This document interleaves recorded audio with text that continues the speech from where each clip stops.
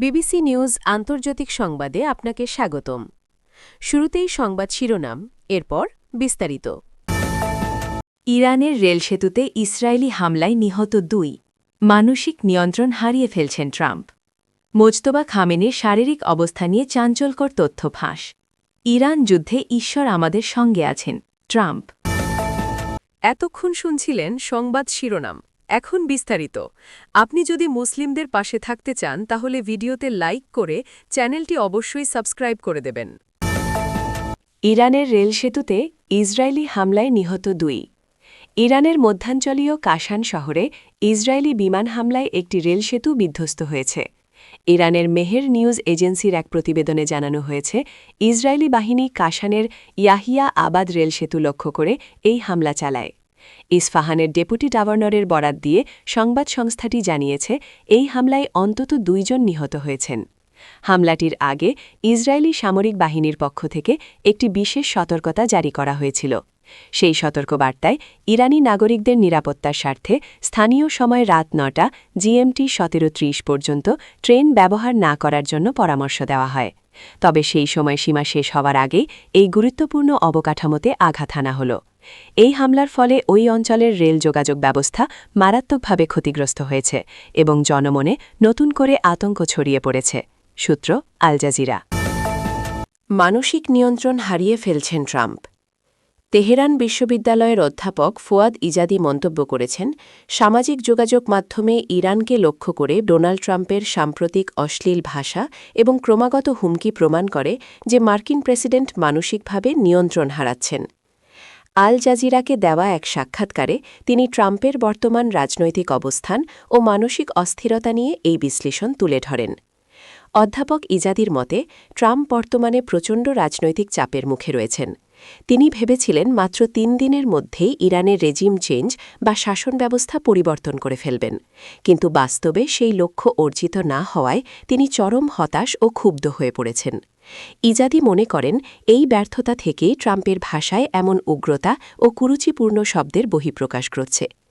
এই সংকটকালীন পরিস্থিতিতে ইরানের নেতৃত্ব আশা করছে যে ট্রাম্প সম্ভবত কোনো এক পর্যায়ে নিজেকে বিজয়ী ঘোষণা করে এই যুদ্ধের অবসান ঘটাবেন। তবে রাজনৈতিক সমঝোতার বিষয়ে ইজাদি সতর্ক করে বলেন, ট্রাম্পের মতো একজন নেতার সঙ্গে এমন কোনো চুক্তিতে আসা সম্ভব নয় যা ইরানের জন্য লাভজনক হতে পারে। তিনি আরও উল্লেখ করেন, কোনো ইরানি রাজনৈতিকের পক্ষে ট্রাম্পের মতো একজনের হাতে দেশের নিয়ন্ত্রণ ছেড়ে দেওয়া হবে রাজনৈতিক আত্মহত্যার শামিল, যা ইরানের সাধারণ মানুষ কখনোই মেনে নেবে না। ট্রাম্পের ক্রমবর্ধমান হুমকির মুখে ইরানের নীতি নির্ধারকরা তাই অত্যন্ত সতর্কতার সঙ্গে পরবর্তী পদক্ষেপ বিবেচনা করছেন। সূত্র আল জাজিরা। মোজতবা খামেনির শারীরিক অবস্থা নিয়ে চাঞ্চল্যকর তথ্য ফাঁস। ইরানের নবনিযুক্ত সর্বোচ্চ নেতা মোজতবা খামেনির শারীরিক অবস্থা নিয়ে বিশ্বজুড়ে তীব্র জল্পনা ও রহস্য সৃষ্টি হয়েছে। গোয়েন্দা রিপোর্টের বরাতে জানা গেছে, ৫৬ বছর বয়সী এই ধর্মীয় নেতা বর্তমানে অচেতন অবস্থায় রয়েছেন এবং কোনো ধরনের সিদ্ধান্ত নেওয়ার মতো পরিস্থিতিতে নেই। গত ২৮ ফেব্রুয়ারি মার্কিন ইসরায়েলি বিমান হামলায় তার বাবা ও সাবেক সর্বোচ্চ নেতা আয়াতুল্লাহ আলী খামেনি নিহত হওয়ার সময় মোজতবা নিজেও গুরুতর আহত হয়েছিলেন। বর্তমানে শিয়া ধর্মীয় ক্ষমতার কেন্দ্রস্থল হিসেবে পরিচিত পবিত্র নগরী কোমে তার চিকিৎসা চলছে বলে জানা গেছে। দ্য টাইমসের এক প্রতিবেদনে একটি কূটনৈতিক মেমোর উদ্ধৃতি দিয়ে জানানো হয়েছে যে মোজতবা খামেনির অবস্থা অত্যন্ত আশঙ্কাজনক এবং তিনি কোম শহরের একটি হাসপাতালে চিকিৎসাধীন রয়েছেন। দীর্ঘ সময় ধরে মার্কিন ও ইসরায়েলি গোয়েন্দা সংস্থাগুলো তার অবস্থান সম্পর্কে অবগত থাকলেও এবারই প্রথম তা জনসমক্ষে এল। রিপোর্টে আরও উল্লেখ করা হয়েছে যে তেহরানের পক্ষ থেকে মোজতবা খামেনিকে দেশের শাসনভার পরিচালনায় সক্রিয় দেখানোর চেষ্টা করা হলেও বাস্তবে তিনি কোমায় থাকতে পারেন বলে ধারণা করা হচ্ছে। এমনকি সম্প্রতি তেহরান একটি AI উৎপাদিত ভিডিও প্রকাশ করেছে, যেখানে তাকে একটি ওয়ার রুমে যুদ্ধ পরিকল্পনা করতে দেখা গেছে, যা মূলত তার অসুস্থতার খবরকে আড়াল করার একটি প্রচেষ্টা বলে মনে করছেন বিশ্লেষকরা। অন্যদিকে সাবেক সর্বোচ্চ নেতা আয়াতুল্লাহ আলী খামেনির মরদেহ সমাহিত করার প্রক্রিয়াও কোমে শুরু হয়েছে বলে জানা গেছে। গোয়েন্দা তথ্য থেকে জানা যায়, কোমে একটি বিশাল সমাধিস্তম্ভ নির্মাণের কাজ চলছে, যেখানে একাধিক কবরের ব্যবস্থা রাখা হয়েছে। এটি ইঙ্গিত দেয় যে আলী খামেনির পাশাপাশি পরিবারের অন্যান্য সদস্যদেরও সেখানে সমাহিত করা হতে পারে। এমনকি মোজতবা খামেনির অবস্থা যদি আরও অবনতি হয়, তবে তার জন্য সেখানে জায়গা রাখা হয়েছে বলে আশঙ্কা করা হচ্ছে।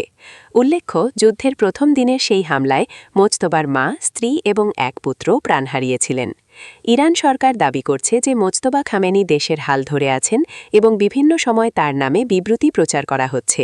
তবে যুদ্ধের শুরু থেকে এখন পর্যন্ত তার কোনো ভিডিও বা অডিও রেকর্ড সরাসরি প্রকাশিত হয়নি। এই তথ্যের ঘাটতি এবং এআই ভিডিওর ব্যবহার তার শারীরিক সক্ষমতা নিয়ে আন্তর্জাতিক মহলে আরও সন্দেহ বাড়িয়ে দিয়েছে। এখন পর্যন্ত ওয়াশিংটন বা তেহরান কোনো পক্ষই এই চাঞ্চল্যকর রিপোর্টের বিষয়ে আনুষ্ঠানিকভাবে কোনো মন্তব্য করেনি। তবে মধ্যপ্রাচ্যের এই উত্তপ্ত পরিস্থিতিতে ইরানের ক্ষমতার কেন্দ্রে এমন অস্থিতিশীলতা বিশ্ব রাজনীতিতে এক নতুন উদ্বেগের জন্ম দিয়েছে। সূত্র এনডিটিভি। ইরান যুদ্ধে ঈশ্বর আমাদের সঙ্গে আছেন। মার্কিন প্রেসিডেন্ট ডোনাল্ড ট্রাম্প ইরান যুদ্ধ নিয়ে এক চাঞ্চল্যকর মন্তব্য করেছেন। হোয়াইট হাউসে সাংবাদিকদের সঙ্গে আলাপকালে তিনি বলেন, সৃষ্টিকর্তা ব্যক্তিগতভাবে কোনো সংঘাত বা যুদ্ধ পছন্দ না করলেও চলমান ইরান যুদ্ধে তিনি আমেরিকার পাশেই আছেন। ট্রাম্প জোর দিয়ে বলেন, ঈশ্বর ভালো এবং তিনি চান মানুষের যত্ন নেওয়া হোক, আর সেই জায়গা থেকেই তিনি মার্কিন সামরিক পদক্ষেপকে সমর্থন করছেন বলে ট্রাম্প বিশ্বাস করেন। ওয়াল স্ট্রিট জার্নাল জানায়, ট্রাম্প এমন এক সময়ে এই মন্তব্য করলেন যখন ইরান ও যুক্তরাষ্ট্রের মধ্যে উত্তেজনা চরম পর্যায়ে পৌঁছেছে। সম্প্রতি ইস্টার পরবর্তী এক সংবাদ সম্মেলনে তিনি মার্কিন সামরিক শক্তির প্রশংসা করে একে অন্যতম সেরা সামরিক সময় হিসেবে অভিহিত করেন।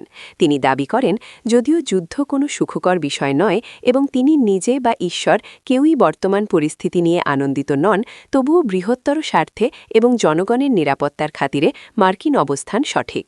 উল্লেখ্য, গত ২৪ ফেব্রুয়ারি যুদ্ধ শুরু হওয়ার পর থেকে দুই দেশের মধ্যে রক্তক্ষয়ী সংঘাত চলছে। ট্রাম্প এর আগে হুঁশিয়ারি দিয়েছিলেন, ইরান যদি তাদের দাবি না মানে তবে দেশটির বিদ্যুৎ কেন্দ্র ও অবকাঠামো ধ্বংস করে দেওয়া হবে।